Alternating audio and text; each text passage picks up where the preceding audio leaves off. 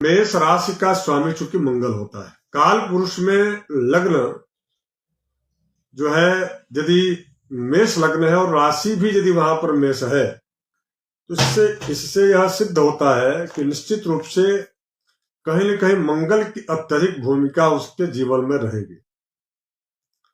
मंगल का कार्य क्या है? मंगल का कार्य है शूरता, वीरता, हर चीज को बल से करने का प्रयास करने वाला व्यक्ति, वह जो है मेष लग्न प्रभावित व्यक्ति है। इतना समझना चाहिए। हर कार्य को तार्किकता के आधार पर साधने वाला जो व्यक्ति होता है, इसका मतलब यह कि उसका मेष लग्न है। हर कार्य को संदेह के भावना से देखने वाला व्यक्ति, अर्थात संदेह का मतलब यहां किसी व्यक्ति के चरित्र अथवा किसी व्यक्ति के अन्य कार्यों पर नहीं। संदेह का मतलब यह होता है कि वह आशंकित हो कि मैं इस कार्य में सफल होऊंगा कि नहीं होऊंगा। तो इस प्रकार का चिंतन करने के पश्चात यदि वह कदम उठाए तो वह व्यक्ति मेष लग्न का है। अब मेष लग्न यदि कुंडली है मेष लग्न की, तो मेष लग्न की कुंडली में कारक जो ग्रह होंगे, सीधी सी बात है कि 3 ग्रह कारक होंगे, लग्नेश, पंचमेश और नवमेश। तो लग्न का जो स्वामी जो ग्रह है वह चूंकि मंगल होंगे, और पंचम भाव के जो स्वामी जो ग्रह है वो होंगे निश्चित रूप से सूर्य। 9 भाव के स्वामी देव गुरु बृहस्पति होंगे। यानी कि उस व्यक्ति के, यानी कि जिसका मेष लग्न है, तो मेष लग्न का जो 3 ग्रह बड़े एक्टिव ग्रह है, कौन कौन से? सूर्य, मंगल और गुरु। अब इन तीनों में से यदि आपको चयन करना हो कि किसका राशि रत्न पहनना चाहिए, इन तीनों में से अगर यदि उसके जन्म कुंडली में देवगुरु बृहस्पति स्वस्थ है, षड्बल प्राप्त है, और वह स्वस्थ है, स्वस्थ का मतलब होता है कि पापक ग्रहों से दृष्टि अथवा पापक ग्रह के बीच में पाप कर्तव्य में तो नहीं फंसे हुए हैं देवगुरु बृहस्पति, अथवा देवगुरु बृहस्पति बैठे कहां पर है, 6ठे, 8वें अथवा 12वें में तो नहीं है। इन सबका विचार करने के बाद यदि मेष लग्न की कुंडली है, तो उसमें लग्न, पंचम और नवमेश, इन तीनों के अलग अलग तो आप रत्न पहन नहीं सकते। पहनने वाले पहनते भी हैं, जब इन सूत्री महादशा के अंतर्गत जो उनके कुछ और विशेष कार्य होते हैं उस उद्देश्य से पहनते भी हैं। किंतु मैं आपको 3-3 ग्रह, 3-3 राशि रत्न की बात नहीं करूंगा। मैं ये कहूंगा कोई एक यदि राशि रत्न पहनना हो तो आप कौन सा धारण करेंगे? तो मेष लग्न में सबसे यदि ताकतवर और पावरफुल यदि कोई ग्रह आपके जन्म कुंडली में है तो वह देवगुरु बृहस्पति है, क्योंकि मेष लग्न आपकी है। तो मेष लग्न वालों को पुखराज, क्योंकि देवगुरु बृहस्पति का जो रत्न है वो पुखराज है, तो उनको पुखराज रत्न धारण करना चाहिए।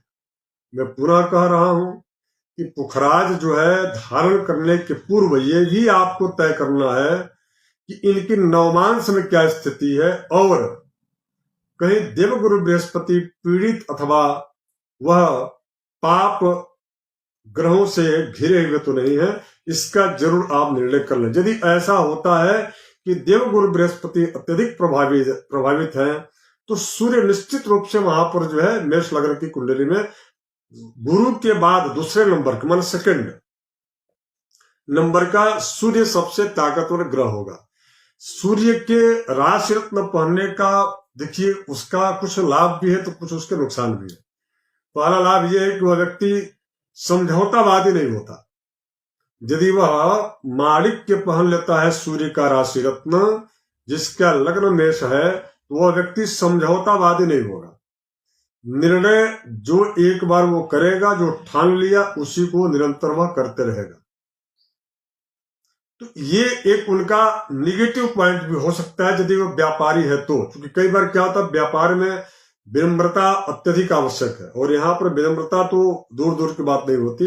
यदि मेष लग्न है, सूर्य प्रबल है और उसका आप यदि राशि रत्न पहना देते हैं, इसका मतलब यह कि वह व्यक्ति पावरफुल, कोई राजनेता अथवा किसी उच्च अधिकारी पद पर वह पदासीन होता है, यानी कि उसको नेतृत्व चाहिए, उसको लोगों को दंडित करना है, उसको जो है धर्म के मार्ग पर चलना है, उसको उसके लिए धन प्रमुख नहीं है, उसके लिए धर्म प्रमुख होगा। ऐसे व्यक्ति जो होते हैं, प्राय आपने देखा होगा, उन्हें व्यापार करने में परेशानियां आती है। जो व्यापार में सबसे प्रथम जो है व्यापार का सूत्र होता है व्यवहार, और व्यवहार का जो मूल है वो विनम्रता है। तो थोड़ी सी इसमें कहीं न कहीं दिक्कत आ सकती है और आ जाती है। इसलिए प्रयास ये करना चाहिए कि आप देवगुरु बृहस्पति, चूंकि बैलेंसिंग ग्रह है, तो वह व्यक्ति राजनीतिक क्षेत्र में भी सफल होता है और व्यावसायिक क्षेत्र में भी सफल हो जाता है। इसलिए देवगुरु बृहस्पति की स्थिति को जान करके यदि उनका आप रत्न पहना दे तो वो ज्यादा उचित होगा।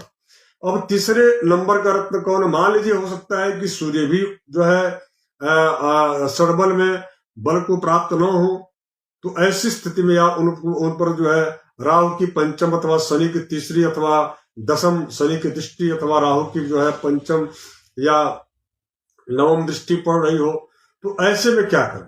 तो ऐसी स्थिति में तीसरा जो ग्रह है कारक वो है मंगल।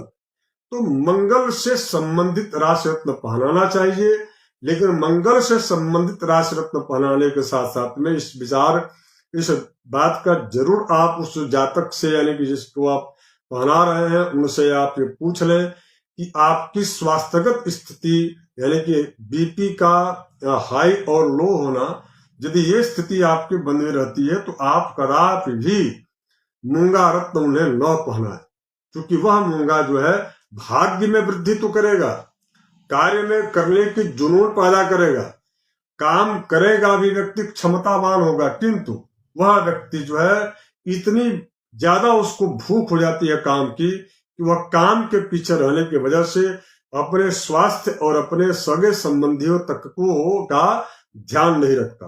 तो ऐसे में उसका व्यवहारिक जो जीवन होता है, जो उसका पारस्परिक जो जीवन होता है, वह जो है अत्यधिक प्रभावित हो जाता है। तो इसलिए इसका विचार करें। तो कुल मिलाकर के मेष लग्न वालों के लिए अत्यधिक यदि लाभदायी कोई राशि रत्न होता है तो वह देवगुरु बृहस्पति होते हैं। मेरा अपना व्यक्तिगत अनुभव भी है और ऐसा ही अन्य पूर्वाचार्यों का मत भी है। अब कौन सा रत्न नहीं पहनना चाहिए, वो कितना जो है क्यों वह खराब है? तो देखिए, इसमें यदि आपका मेष लग्न है तो आपको द्वितीयेश, सप्तमेश और तृतीयेश, अष्टमेश, इनका जो है राशि रत्न नहीं धारण करना चाहिए। अब जब मेष लग्न होगा तो सप्तमेश शुक्र होंगे और उसके बाद से जो है द्वितीयेश भी होंगे। तो सप्तमेश और द्वितीयेश जो शुक्र हैं, इनका तो कभी भी, यानी कि शुक्र का कभी भी राशि रत्न मेष लग्न वालों को नहीं धारण करना चाहिए। ऐसा करने पर उनके जो निवेश होते हैं, जो उनके द्वारा धन जो है निवेश किए जाते हैं, वो गलत दिशा में हो जाते हैं। इससे उनको बड़ी से बड़ी जो है आर्थिक संकट की सामना करनी पड़ जाती है। तो इसलिए ऐसे लोगों को शुक्र का रत्न नहीं पहनना चाहिए। अब इसके बाद से बुध चूंकि यहाँ पर षष्ठेश होते हैं, तो ऐसे लोगों को व्यापार करते समय किसी सहयोगी को यदि आप लेकर के बिजनेस चालू करते हैं तो उसमें आपको लाभ नहीं मिलता है। और इसके अतिरिक्त जो केमिकल अथवा जो प्लास्टिक से संबंधित जो व्यापार करते हैं अथवा जो एसोसिएट बना करके कोई यदि लाइजनिंग इत्यादि का कार्य कर रहे हो, ऐसे प्रोफेशन में है, तो भी आपको बुध का, यानी कि जो है पन्ना रत्न नहीं धारण करना चाहिए, क्योंकि वो आपको बहुत जो है बड़ा किसी उलझन में, न्यायालयीन प्रकरणों तक, क्योंकि शनि, बुध का मतलब यह कि शनि आपका एक्टिव हो जाएगा और आपको जो है वो कहीं ना कहीं इलीगल जो कार्य है उनमें आपको उलझा सकता है। तो इसका बड़ा विचार करना चाहिए। अब हम इसके पश्चात बता दें, एक और ऐसा ग्रह है जिसका राशि रत्न आपको नहीं धारण करना। अब यहाँ पर कोई भाव और भावेश की स्थिति नहीं, यहाँ पर यह है चूंकि मेष लग्न है तो प्रायः प्रायः उस व्यक्ति का सूर्य मंगल और गुरु प्रबल होता ही है। यत किंचित मात्र से यदि न भी होता हो तो भी उसे शनि से संबंधित राशि रत्न नहीं धारण करना चाहिए। यदि मेष लग्न वाले शनि से संबंधित यदि राशि रत्न धारण करते हैं तो उनको भौतिक जगत से बहुत कोई लेना देना नहीं होता और वह स्वच्छंदचारी व्यक्ति होकर के और वह किसी भी प्रकार की जिम्मेदारी को लेना ही नहीं चाहते। तो निश्चित रूप से ऐसा करने से वह संसारिकता के प्रति, धर्म के प्रति, धन के प्रति, समाज के प्रति, परिवार के प्रति, पिता है तो अपने पुत्र और अपने पुत्रियों, अपने पत्नी के प्रति वह बिल्कुल अनिच्छा प्रकट करेगा, यानी कि वह कोई काम करने की प्रवृत्ति ही उसके मन में नहीं आएगी। तो ऐसी स्थिति में और ये दुख का कारण है, अथवा ये भी कह लीजिए कि बिना किसी दुख के ही वो दुखी रहेगा।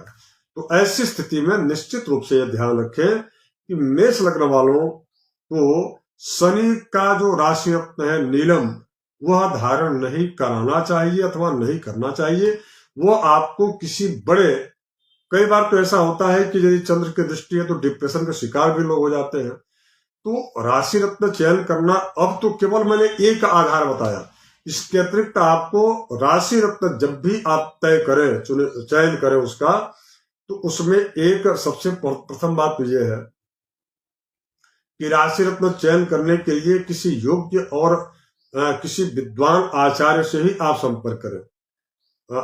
कृपा करके वो भी जो है ऐसे लोगों के पास जाएं जो कि आपको निस्वार्थ भाव से, क्या निस्वार्थ का मतलब यहाँ यह है कि यदि राशि रत्न कोई बिक्री कर रहा है तो उसकी स्वार्थ जुड़ी हुई रहती है कि भाई मेरे से राशि रत्न लेंगे तो मैं उनको, या जो भी, तो इस प्रकार से थोड़ी सी बचना चाहिए। राशि रत्न का कितना प्रभाव है इस विषय की हमने चर्चा पूर्व में कर दी है, आप उसे हमारे YouTube चैनल पर आप देख सकते हैं। आज का केवल कार्यक्रम यही था कि मेष लग्न वालों को कौन सा राशि रत्न धारण करना चाहिए, उसको हमने यथामति आपको बताया। इसमें और भी कई सारे विचार हैं, आधार हैं, तो उनका भी आपको आश्रय लेना चाहिए। और इसके बाद से कल हम चर्चा करेंगे या इसके बाद के कार्यक्रम में कि वृष लग्न को कौन सा राशि रत्न धारण करना चाहिए। यह क्रम चूंकि 12 अलग अलग कार्यक्रम बनेंगे, मैं इसको आगे निरंतर भी चलाते रहूंगा। तो आप सबको बहुत बहुत आभार, धन्यवाद। जय श्री राम, हर हर महादेव।